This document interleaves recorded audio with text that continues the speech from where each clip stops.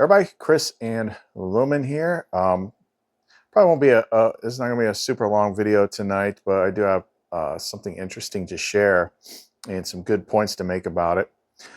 I had this kind of like two-stage synchronicity this morning, which was a direct answer to what I was asking last night, in prayer.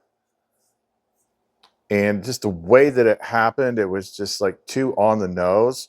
But not only was it pretty much like almost a direct answer, but it looped back to what we talked about late last week, where the whole Pleiadian thing came up. Well, here it is again. I'm like, what the heck? And I'm gonna talk. I'll show you a bit of that, what I saw.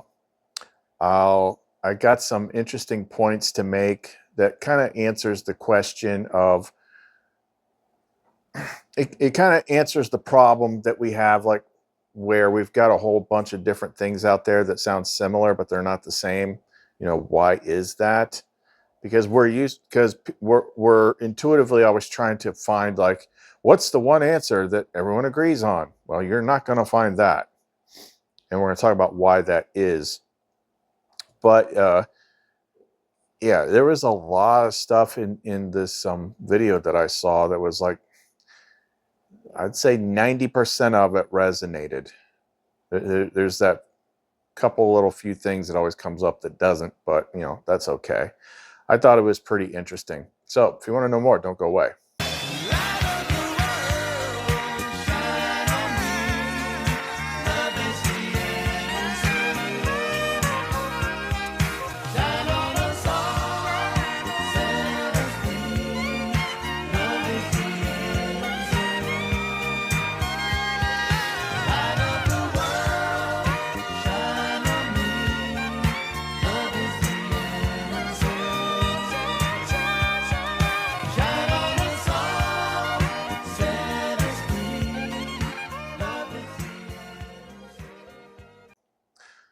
Okay, so a lot of this is going to go, it skims the surface of what I call, I had another name for it. Sometimes I call it like the paradox layer. It's like you can only go so far here. Like you can only learn so much before you get to a layer to where it just like scatters the light. Like it can go in like all different directions and there's no way to freaking know. So that's a bit frustrating because there's so much intangible stuff. And then some of the things I'll talk about later on, which is the three main reasons why everything is different. Like why we can't seem to lock in one single story. I speak from like a Gnostic framework. Someone else speaks from another framework. And it's like, well, why isn't there just one thing? These all seem so similar. Why isn't there just one thing? And of course, they're all intangible. But what I was doing last night was like, all I can do is just keep, trying to raise people up. But for me personally, I'm like, what am I supposed to do now? Like, I know I'm here for a reason. And it's like, I know that there's more that I know, but I can't access it because there's a lot of things that I've always done. That's just, I've kind of intuitively known, but I'm not actually remembering it. It's like, I know that somehow, some way I'm here to do this, or I'm here to do that, or this is the way that it is, but it's not coming from direct memory. There's like a veil there. It's like I know it, but I can't say like, oh, because I knew this before I came here, that sort of thing. But it was mainly the main point I was asking was like, can I have some of my memory back, like my higher level memory, so that I can understand like, what the hell, what are we doing here? That's what I was asking for. Now here's where it shows like a clear, like this is when stuff like this happens, like you can just tell, like, okay, she's answering. Now, I didn't see the results of it until I got up in the morning and checked my messages. So I went to bed, way too late last night, probably like 4 a.m. And then I'm not exactly sure when. I'd have to check. These things happen, but they were like boom, boom, boom. Shortly after I went to bed, there was a video posted online by someone else. And then one of my viewers / clients, customers, saw the video immediately after it was uploaded, saw the connection and how similar it was to what we talk about here, and then he messaged me. So it was like, ask a question, video magically pops up online at the exact moment. That's happened before many, many times. And then someone that I know sees it immediately after that and then immediately contacts me. So it's just like a very quick sequence of events. So I'm like, okay. And he's like, he's basically channeling his lumen, and it all sounds very, very similar. So I'm like, okay, I'll check it out. And I'm blanking on the guy's name. You'll see it here in a minute, because I'll show you the video, but to see like the whole, it's just like the first chapter of this book that's being narrated.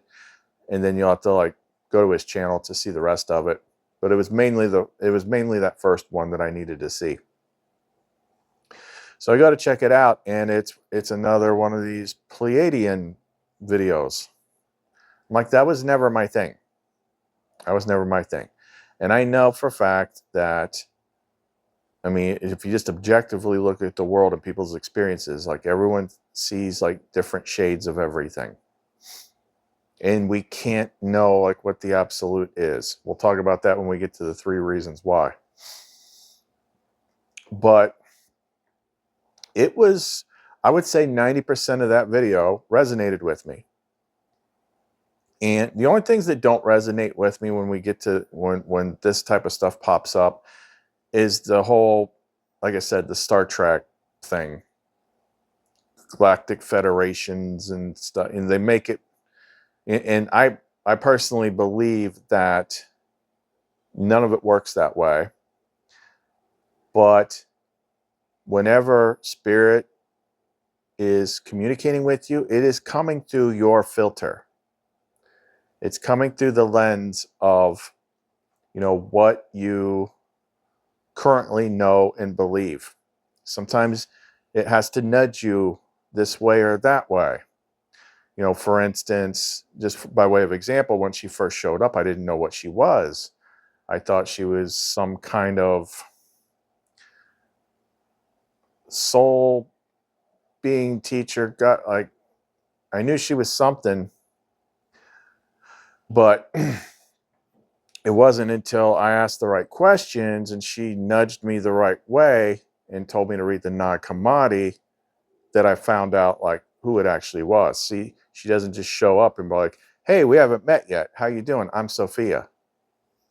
No, it's going to go through your filter until she can nudge you toward the right information that's going to click for you.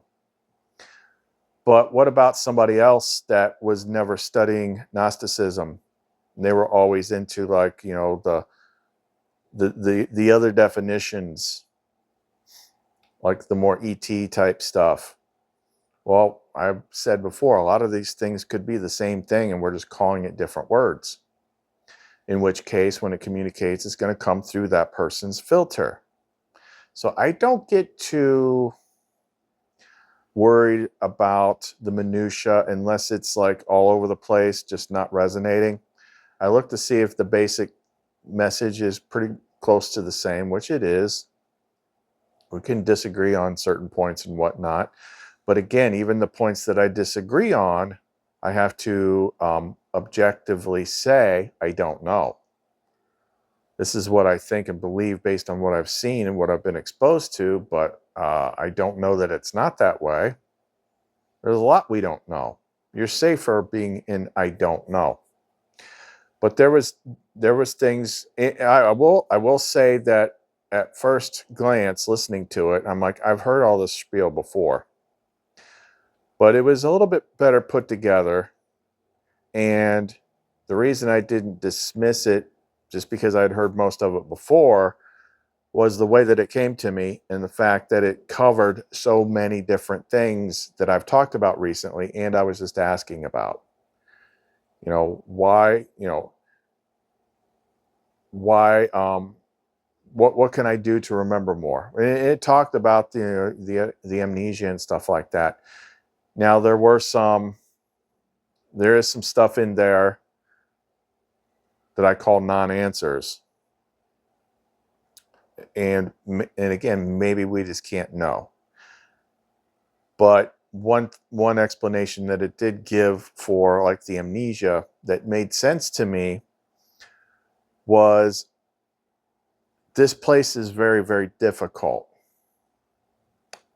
This place is very, and if you're volunteering to come here and do this stuff, it's almost like you have to forget, because if you remember, you're not going to want to stay here. Now they said, the person that was channeling the message was like, you can go back to source whenever you want. I'm like, okay, how? Or are you insinuating that the thing that shall not be mentioned, which I don't buy on to that. But you might have to come back and all this stuff. I'm here to like get it done. I've gone this far. Like whatever I got to do, I'm going to get it done in this lifetime. Because screw this place. Like seriously. But it did make sense that where we come from, not having all the stuff that we have here, if you remembered it all, you'd probably hate it here like 1,000 times worse than you already do, because it is intentionally freaking hard. But other things that stood out to me is like, just like in the previous video that we did, where I was talking about the research points that I pulled up from ChatGPT and things like that. Once again, here's the Pleiadians talking about the Archons again. And again, I've known about the Archons for a very long time. I've butted heads with them quite a bit. Like if you're a Gnostic, you know who the Archons are. But the people that talk about the Pleiadians and stuff like that talk about them too.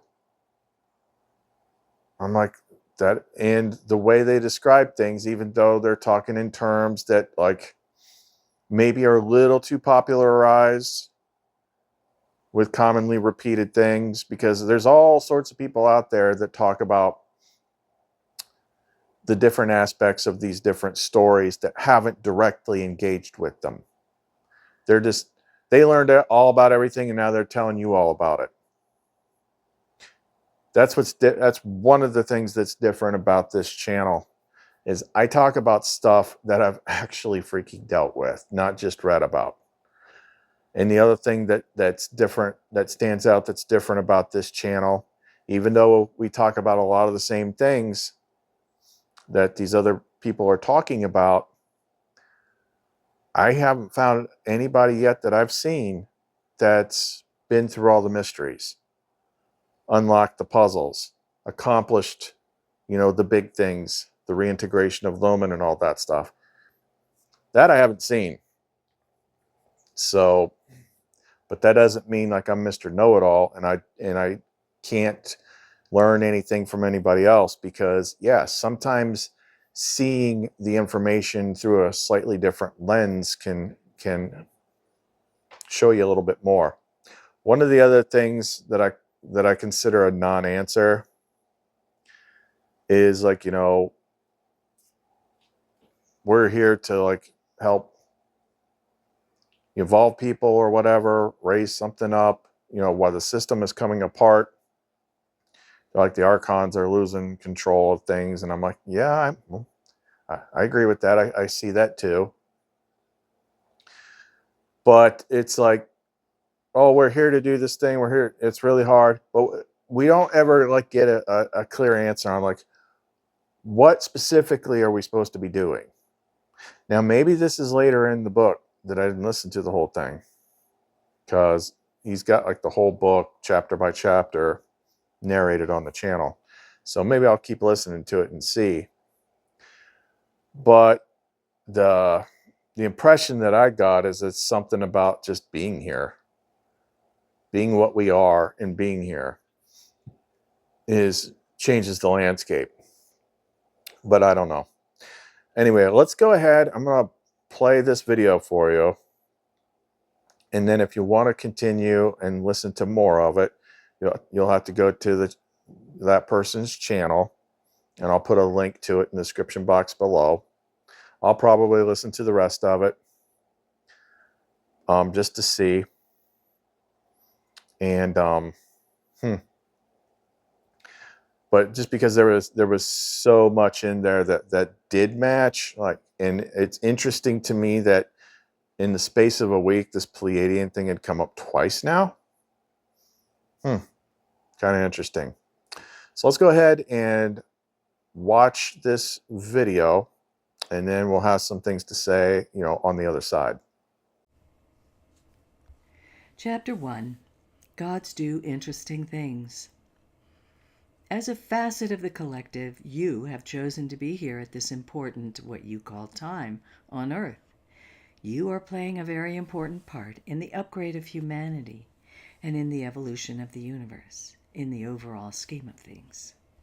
Humans and every other living thing on Earth, including plants, animals, and insects, have chosen to be here at this specific point in our own illusion.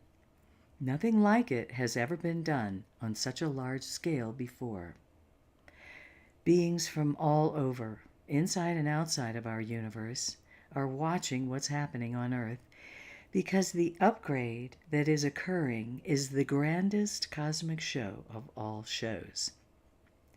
Before a facet of you came here to partake in the human experience, you had many lifetimes during which you gained knowledge and had experiences that would enable you to handle this experience. Some of you have even been human before, or lived inside the Earth, or just outside the frequency you are in now on Earth. Although the human experience is the greatest of all experiences, with it also comes the self-mastery lesson of all lessons. Everything has led you to this challenge. You were warned about how hard your mission would be before taking up your contract, but you accepted it because of the importance of the mission. This job is for those who are in service mode. Many behind the scenes, those you call extraterrestrials or ETs, are your backup, your comrades, your fellow soldiers, although most of you are unaware of being with them in spirit. Even now, a facet of you is a part of the spirits you interact with. Source, the God Source, universal consciousness, or God consciousness, whatever you want to call it, had not experienced any other state before. So what happened was expected, meaning why things are the way they are. This occurred after the implosion and then the explosion of Source, which created the many manifestations of reality and the many planes of existence and interplanes. Many of you arrived here with amnesia because your higher self and those you work with agreed it would be beneficial if you came in forgetting who you really are, and because the collective here lost the experience of oneness long ago. It had to be part of your mission because you might not have been able to handle the human experience if you knew the true reality, but also because of the programming here. It had to be done in this way because those who are part of the program would be able to manipulate you even more than you already are, and prevent you and the overall collective from completing your missions, which is to help yourself in the struggle against another facet of yourself in the bigger picture, the archons, the lower light. There is a positive and a negative aspect to everything. This is what occurred when Source decided to create all that is. Source also had to evolve beyond its pure state of love before playing out what we are a part of now.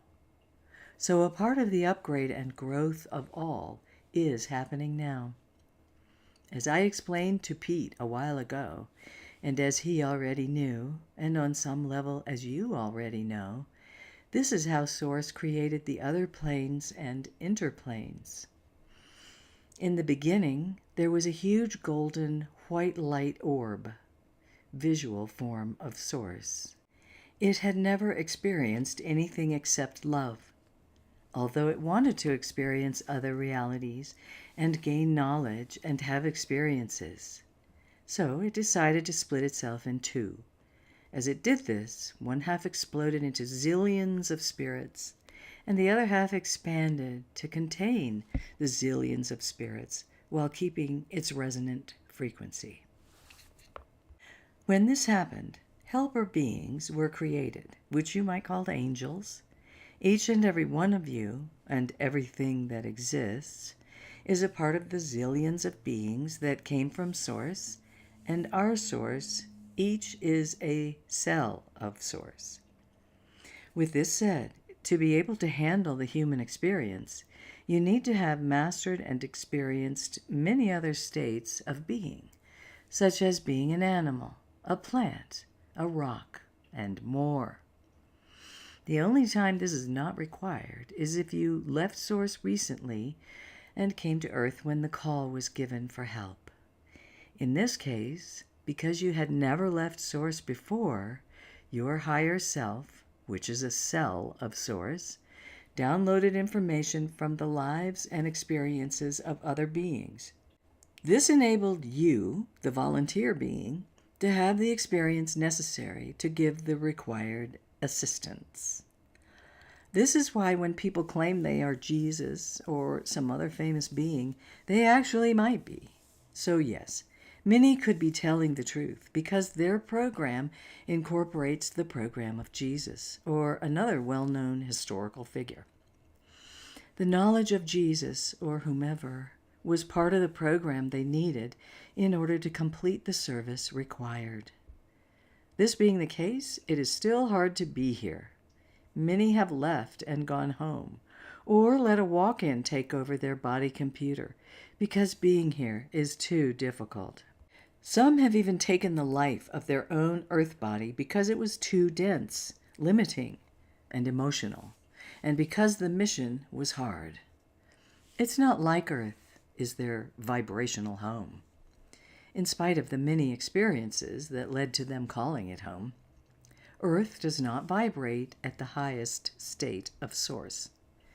When the life of the body has ended or a walk-in has been asked to come in, all parties must agree to the decision. This is how it works at the soul and oversoul level. So even though a spirit has entered the body, if it can't handle life here, it can choose to leave. In order not to waste the human body, another being can come into the body and access all the necessary information about the life of the body, because the information about Earth life is contained within the programming of the body. Also, you can go back to Source at any time because of the true nature of being in service mode. No matter what cell of Source you are, you can agree to come back later. Deep down you know this. So even if you decided to end your life or leave, you might decide to come back because of your service nature, even if you once agreed to a walk-in taking over your body. Going back to the subject of leaving Source, you will slowly go through your experiences of being many other life forms other than human until you can handle the more complicated and limiting experience of being human. When you master being human, you become an ascended master, a being of light, who can do whatever it chooses, because at that point, you know the profound nature of all that is. You are in an unbounded state of consciousness, and you are in service mode. You also understand oneness and being an active part of it. You have lived in many forms. You have been a plant, insect, bug, animal, and more, before moving on to more highly evolved life forms. The human experience is the most difficult because it is a highly engineered experience created by the most advanced beings throughout all planes. Humanity is a collective experience within Source that was created for the physical plane. This had to be done. In time, those who had done their walk here and moved on to the higher planes had come back by reincarnation. This process was diverted to a recycle system here because of the Archon's program, which manipulates and recycles souls here, holding back the rest of the universe and universes from evolving as a collective. The Archons limit their own advancement and soul growth by creating a program that requires the energy of human emotion to survive. The Archons are referred to in your Bible as the fallen ones. Due to misinformation, and because many of your ancient texts throughout many of your controlling, limiting religions are being manipulated by the powers that be, the real information remains only in parts of your so-called teachings. The Archons are known by many names throughout many cultures. Some know them as jinn or demons. There are many names for them, and there are many different types because of how they have evolved. Some look like what you commonly refer to as grays, although not all grays have an Archon nature. Others look human, or so they seem. Some look like shadow beings or deformed fetuses, and some look like reptilians. All of these Archons can shape shift. They can appear however they want. They can trick you. They can manipulate you.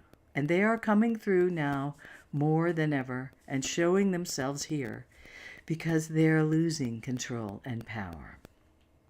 Reptilians are believed to be the culprits behind the scenes of the control on your planet, but they have also been manipulated. They have been used as a shield, as a pushover, instead of the real culprits being found out, which are the Archons. The reptilian body is easier for the Archons to overshadow and manipulate than the human body, and the reptilians can easily manipulate the human body. This is why the Archons sometimes take possession of a reptilian, because they can manipulate a human through them. With this being the case, and because some of the reptilians have been taking their power back in recent times, the Archons are directly overshadowing humans and committing psychic attacks now more than ever. They are almost out of every weapon in their arsenal needed in their fight to maintain control and power. So now they don't care about the wear and tear on their vibration, because they are trying anything and everything to survive. Once the Archons were the Elohim, also known as the Anunnaki, but some of them wanted to go in a different direction. They wanted to play and manipulate other vibrations and be in self-service mode, so their makeup and structure also changed. In present time, they rely solely on negative emotional energy from humans, animals, and even negative energy from ghosts and those who have not passed over, or who have tried but haven't succeeded. They have a grid around the Earth in your solar system, which includes the Moon, Mars, Jupiter, and Saturn. The grid is controlled by an artificial intelligence which now controls the Archons. The grid runs their program because they created it. The program has a safeguard and a virus protector to protect the program from being brought down. You are the virus that was brought here to change their program, to help get the universe and beyond back on track. The Archons know this. There is a frequency in your solar system that is trying to keep all of you under control.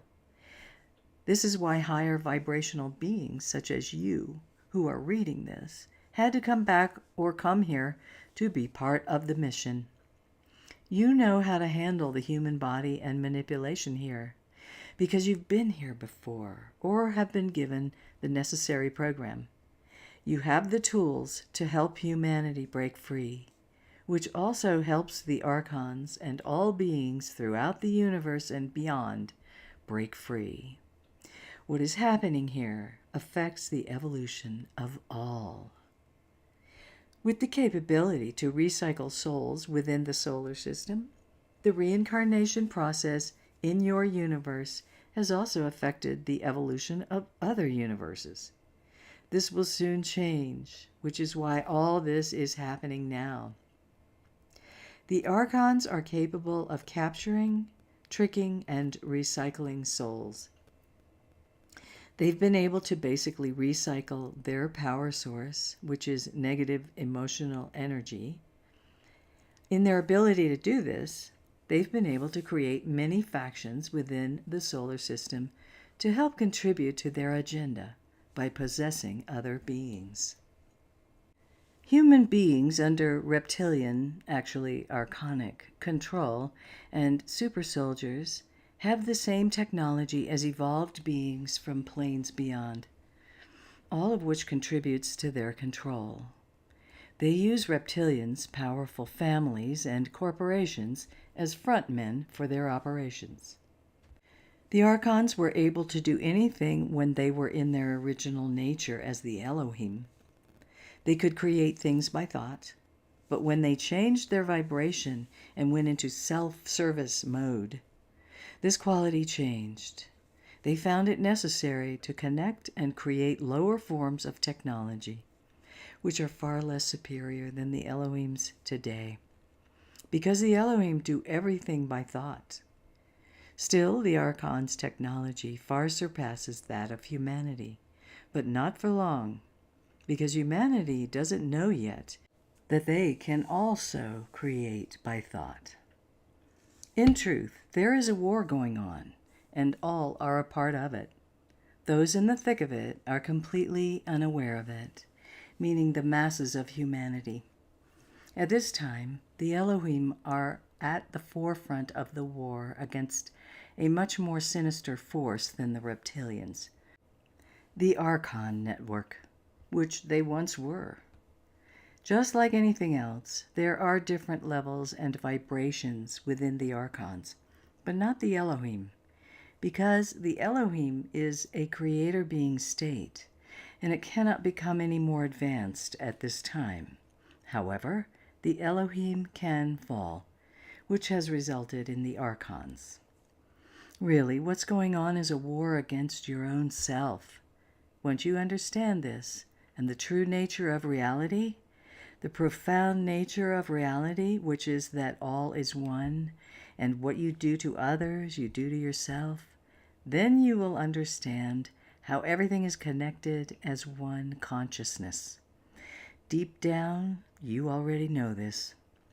You are God, a cell of God, and those who know this understand what is meant by gods do interesting things. Division and separation are illusions, and so is everything that is going on, except when you are in the plane of Source.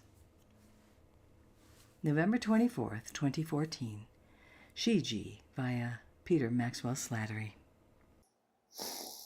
So if I had to characterize this being that the person's channeling, I think he calls it Shiji. Lining it up with these characters, I would say it most closely resembles the enlightened insight fractal of Sophia. The guy that sent it to me said Lumen, but like, no, Lumen's different. Lumen is part of me and part of Sophia. Lumen is the partner, the divine feminine combined with the divine masculine, the one that when she's teaching you all this type of stuff, that's Sophia, or enlightened insight, epinoia, that aspect of her. But it was interesting that, you know, the cover of the book and the videos got this, you know, female blonde, very similar. It's like when we did that video last week, I mentioned how people sometimes look at Lumen and, oh, she kind of feels Pleiadian or something like that. I'm like, yeah, but okay. One's wearing a black unitard and one dresses like this. Like, I like my version better. But either way, I thought it was anytime I see someone else's work that matches that close, even if it's not perfectly lined up, but it matches on enough points, I find it interesting, and I kind of file that away because, you know, maybe she's kind of like steering me to open up a chapter or a viewpoint that I hadn't looked at yet before. Just like she steered me into the Gnostic stuff. Maybe it's like, maybe this is the new thing too. But again, I just don't see it the way most of the people that talk about it do. Like planets and Star Trek and flying like through space. Like, I don't think any of that stuff works the way people act that it does. Now, when I was going through it, and, you know, I kind of got her in my ear, I wrote down 3 key points, notes, just to keep in mind, because sometimes you gotta remember this stuff. You gotta remember, like, this stuff, these points matter. This is why you're never gonna get people that's gonna match up exactly quite the same. And I know our brains have a hard time making sense of that, but it is what it is. So this is like 3 reasons why everything is different. Number 1 is we're dealing with mostly intangible things. So consciousness, spirit, channeling, places in other dimensions and stuff like that. These are not things that are tangible. These are not things that we can all gather around a table, set it on a table, and say, yes, we're all looking at the same thing. That's a cat. You agree it's a cat? Yep, that's a cat. That's a cat. Now let's name the cat and determine, you know, what does the cat do? You know, we cannot do that with the stuff that we talk about here. Speaking of, number 2, variety of experience as different fractals of source consciousness. They actually talked about something along those lines in that video, and it said, like, it was like source started as, well, I don't know if they said source, but it's like the supreme consciousness started as like this big glowing orb, visible light, which that would be the Divine Mother. If we're matching it up to the Nag Hammadi, the Father is the invisible spirit. The Mother is the visible shining light. And then it said it split itself into like trillions of spirits, and then also the thing that encompasses them. So we're talking about the flower of life again. That's all matching up. That's all Divine Mother, Sophia, Barbello, talking about kind of the same thing here. But it talked about how that supreme consciousness wants to experience all things, and that's why, you know, in order to do so, you have to create the all that is. And a lot of people it doesn't click when we say all that is. That's including the bad stuff. All. And that is so it can experience everything. You got trillions of points of consciousness that are having different scenarios and different setups and everything, and seeing it from all these different ways. So it's set up like that from the get-go. If it wanted everything to see everything exactly the same way, it wouldn't have just split up.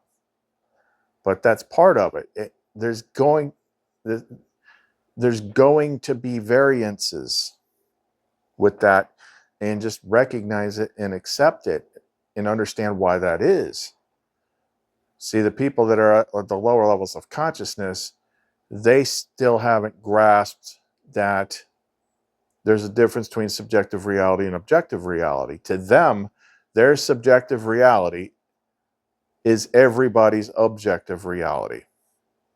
So anyone that says anything different from what they see and believe, well, then they're crazy, because they don't understand even the basics of that subjective and objective realities. So yeah, so we're dealing with intangible things, and there's going to be variety because it's supposed to be that way. We're all seeing things slightly different. We all had different sequences of events through our life. We've all been exposed to different types of information. We grow up in different countries that have different gods and different traditions. There's a million different ways to create all this variance. So we can't like have a conniption fit if someone says something that's not exactly the way that you see it. Look at the idea behind it. And I've said this before too. It's like, I understand that, but I still have to use words to relay messages. So I'm using the words and names that Spirit relayed to me, that's familiar to me, because Spirit is also going to collect people to me that's going to be most resonant with that view. Makes sense? And then the third one is each subjective reality is co-created with the experiencer observer, and thus is shaped by their beliefs. That's the thing. We're just not experiencers, because we are part of the bigger thing. We're also creating at the same time. And we're creating things based on our beliefs. We've covered this ad nauseum. I don't know how many things that I had to battle back in the day and eventually come to the understanding and conclusion that the reason they were there, that I had to battle them, is because I believed them, and I participated in making them real. So that's another reason why that's the third reason why you're gonna have variances in what you observe, what you believe, what you see, what you experience. It does not work. Reality does not work the way mainstream authoritative science tells you. There's one objective reality. There's rules for everything. We are scientists, so we are the priests of this reality. And if you disagree with this, we're going to send Neil deGrasse Tyson out there to annoy the shit out of you with his nonsense. And then you're going to want to stab your eardrums and eyeballs just to get away from his stupidity. No, there's gonna be variances. Matter of fact, it actually becomes more interesting when you accept that and see it. And it's like, because then it's like, ooh, what's it like over in your reality? You know, we're cross-connecting because there's enough of an overlap between us, but we're not seeing things exactly the same. So what does that mean? Those are the big questions that I want answers for that we don't ever get. So I said, you know, that video we watched, it had a lot of good explanations in it, but it had a lot of non-answers too.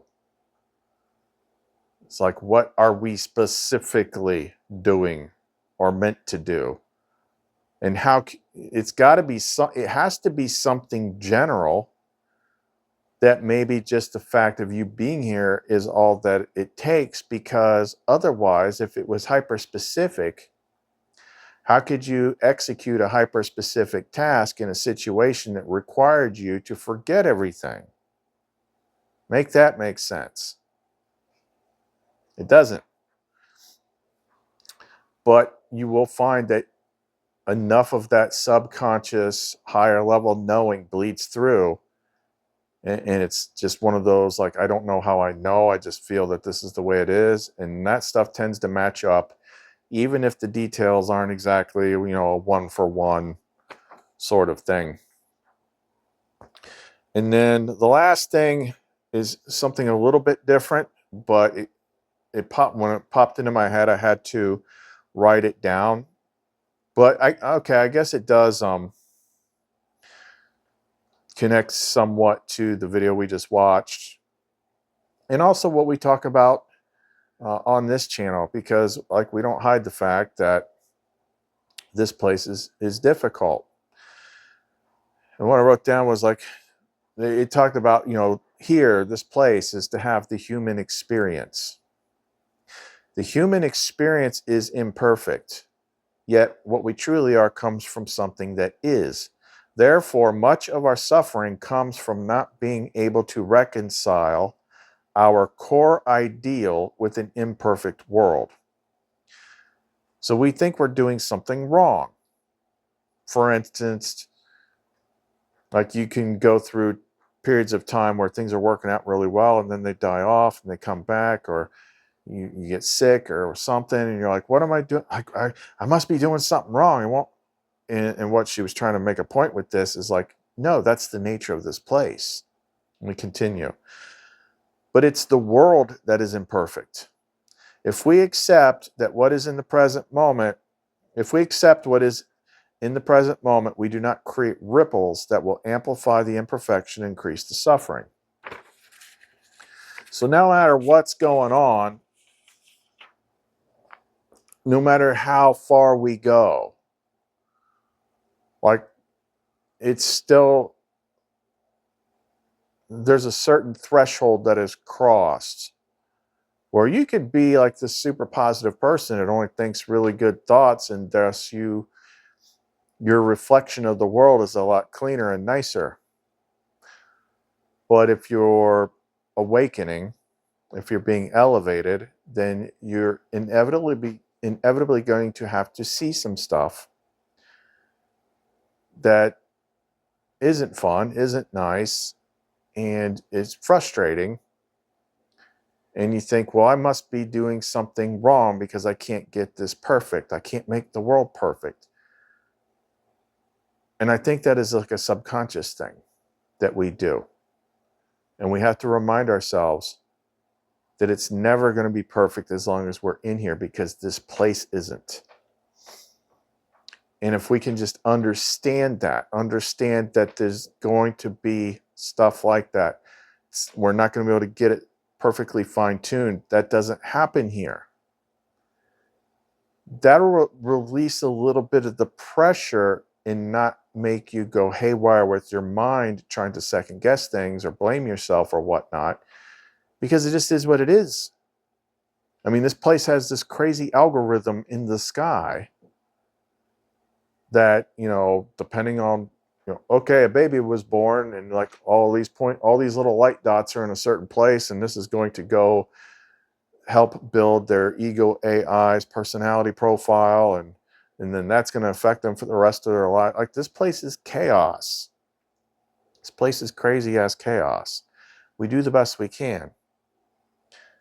And just kind of like understand that. It's like, look, one thing I would say about that video, just as a reminder, even though we've heard it before, is like, look, when you decided to come here, you knew it was going to be hard. You knew it was going to be hard.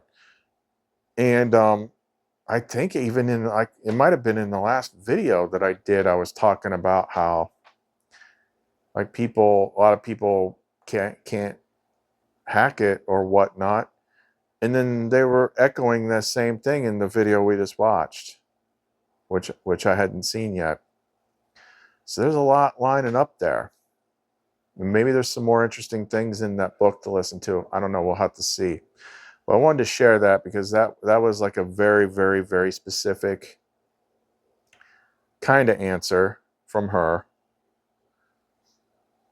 And it happened the same way that I've been talking about lately, like when people are praying, people are searching, and they say this video popped up in their feed and they came here. Well, that's what just kind of happened, except it didn't pop up in my feed. It popped up in someone else's feed one step removed from me. I mean, it was literally posted within an hour of me doing that prayer. And within an hour of it being posted, the other person saw it and then immediately relayed it back to me. Like, that is a lot of stuff packed into a small package. And then all the similarities. So that's how she works. That's how she works. See that and recognize that when it happens. Like that, there's too much there. Well, that's just coincidence. And we don't deal with coincidences here. Not like that. So I'm going to listen to it some more because there may have been something in there that I missed.